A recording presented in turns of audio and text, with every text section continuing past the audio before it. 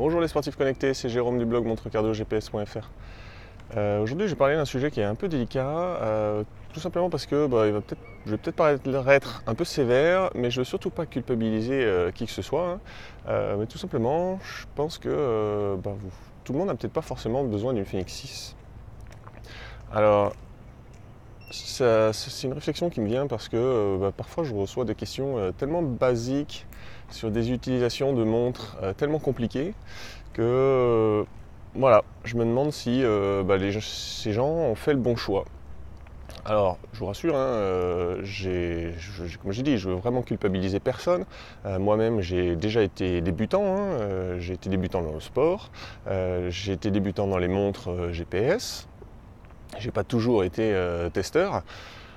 Et surtout, tout de suite, je trouve que c'est très bien de poser des questions et d'essayer de chercher à apprendre, tout simplement à se servir de toutes les capacités de sa montre. À partir du moment où on a acheté une montre GPS, je trouve ça très bien les gens qui m'écrivent pour savoir comment marche telle fonction, comment ils pourraient faire ceci ou cela. Mais je trouve que c'est... Après, lorsqu'on choisit une montre GPS, on peut aussi se poser la question, savoir si elle n'est pas un peu surdimensionnée. Et là, je sais pas, on peut en discuter dans les commentaires, vous me direz votre sentiment, mais moi j'ai quand même l'impression que tous les acheteurs de Fenix 6 n'ont pas besoin d'une Fenix 6. Et c'est là que je trouve dommage dans le choix de partir systématiquement sur c'est quoi la meilleure montre GPS. Bon, c'est sûr, je pourrais conseiller des Fenix 6 à tout le monde, ça remplira les besoins d'à peu près tout le monde. Mais bon, il y a mieux à faire quand on connaît et qu'on cherche un peu. Parce que tout simplement, des fois, je reçois des questions tellement banales de gens à propos de leur montre, du genre c'est quoi la cadence, ou bien dernièrement, j'ai reçu une capture d'écran de l'appli Garmin Connect et avec la question qui allait avec il est où le dénivelé? Bon, c'est quand même super basique et je pense que ça prouve que ces gens-là, ils n'ont pas les connaissances pour exploiter leur montre et que finalement une montre un peu plus simple aurait été peut-être un meilleur choix et en tout cas un meilleur rapport fonctionnalité utilisée par rapport au prix, quoi. Alors je vais vous donner maintenant la vision que j'ai des choses. Je pense qu'il y a 3 temps. Il y a un temps où il faut apprendre, un temps où il faut définir son besoin pour choisir sa montre, et ensuite un 3e temps où il faut de nouveau apprendre. Alors, on va revenir sur ces 3 temps. Vous pouvez mettre un j'aime sur cette vidéo, ça sera sympa, ça fera fonctionner la chaîne sur YouTube. Le premier temps, apprendre, c'est tout simplement apprendre tout ce qu'il est possible, tout ce qui existe, à quoi ça sert, etc.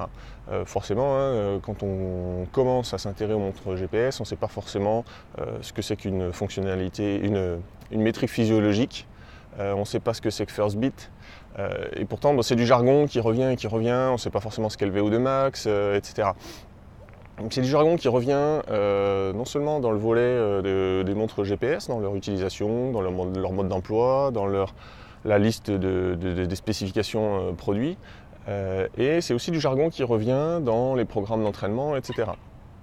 Alors pour ça, mon conseil, c'est tout simplement de vous abonner à la chaîne YouTube, de garder l'adresse du blog en favori. J'y mets pas mal de tutos et de choses, d'articles ou de vidéos dans lesquels j'explique, dernièrement, dans lesquels j'explique ce qu'est le VO2 max, dans lesquels j'explique ce que sont toutes les fonctionnalités First Beat, les métriques physiologiques First Beat, qu'est-ce que c'est, à quoi elles servent, comment elles sont mesurées.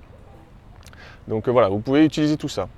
Ensuite, le 2e volet, comme je l'ai dit, c'est de définir son besoin et choisir. Voilà, là c'est la base, tout simplement, pour ne pas partir systématiquement sur une montre à 600 € ou plus. Mais bien définir votre besoin, savoir ce que vous voulez. Pour ça, il y a une page sur le blog, un outil de sélection et de comparaison. Je vous mettrai le lien, mais sinon sur le blog il est accessible depuis la colonne de droite. Et cet outil est assez simple. Vous avez juste à cliquer les fonctionnalités, les caractéristiques que vous voulez sur votre montre. Vous voulez qu'elle soit étanche, vous voulez qu'elle ait un écran tactile, vous voulez, je sais pas moi, qu'elle mesure la charge d'entraînement.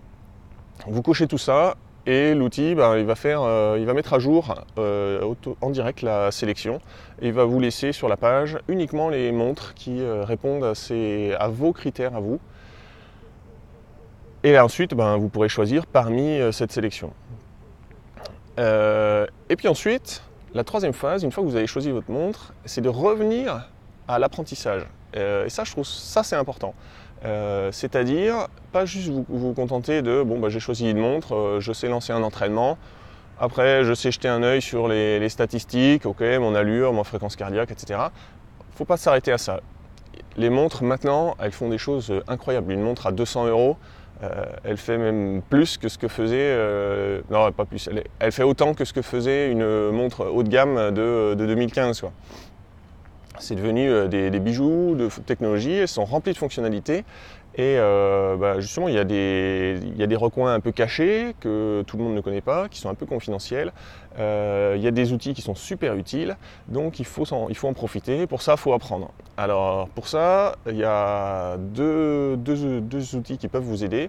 Le premier, c'est j'ai regroupé dans des articles, des énormes articles, chapeau, tous les tutos, tous les trucs et astuces relatifs à l'utilisation de certaines montres. Donc ces articles s'appellent pour les nuls. Donc ça peut être les montres Garmin pour les nuls, les montres Suunto pour les nuls. Je travaille encore sur les montres Polar et les montres Coros pour les nuls. Et là-dedans, vous allez trouver comment utiliser tel profil sportif sur Garmin, comment faire un reset sur Garmin. Ça, c'est une des vidéos qui a aidé des tas de gens. Voilà, comment télécharger une nouvelle carte sur Garmin, comment utiliser la batterie intelligente sur Suunto, etc. Donc ça c'est assez simple, hein. Vous allez sur le blog, vous cherchez pour les nuls et vous tomberez sur ces articles. Et la deuxième source, c'est des groupes Facebook qui s'appellent « Je ne suis pas un héros mais j'ai une » et vous rajoutez la marque de votre montre. Donc je ne suis pas un héros mais j'ai une Polar, je ne suis pas un héros mais j'ai une Suunto. Garmin, Coros, Samsung, Apple, etc. Il y a Amazfit. Et là-dedans, vous allez trouver d'autres utilisateurs. C'est très utile ça lorsque vous avez un problème technique, un bug, genre j'ai plus de notification, j'ai tel téléphone et je reçois plus de notification. Est-ce que c'est tout le monde pareil ou c'est que moi? Ou bien des petits trucs et astuces sur des utilisations particulières dans des entraînements, enfin des petites choses que moi j'aurais pas forcément pu relever. Typiquement sur des problèmes de couplage avec des téléphones, voilà, moi j'ai un iPhone, quand les gens m'appellent en me disant j'ai un Honor 3 ou je sais pas quoi et j'ai plus de notifications, je les renvoie systématiquement vers ces groupes parce que tout simplement moi j'ai pas ce téléphone là, donc je peux pas vous aider pour savoir si c'est général depuis la dernière mise à jour ou pas quoi. Donc voilà, là-dessus vous trouverez plein de trucs et astuces par d'autres utilisateurs. Vous trouverez aussi d'autres avis parce que je n'ai pas forcément la vérité sur tout. Et notamment sur des petits sujets genre l'usure des bracelets. Moi je change de montre trop rapidement pour savoir si les bracelets de telle marque cassent au bout de 6 mois et les bracelets d'une autre marque sont plus résistants. Ça vous trouverez sur les groupes. Donc vous allez sur Facebook, vous tapez « Je ne suis pas un héros mais j'ai la marque de votre montre » et vous tomberez dessus. Et puis dernière chose, abonnez-vous à cette chaîne, comme ça vous serez notifié de toutes ces petites nouvelles vidéos, que ce soit des tutos, des conseils ou des tests, parce qu'il va encore y avoir plein de tests sur la chaîne.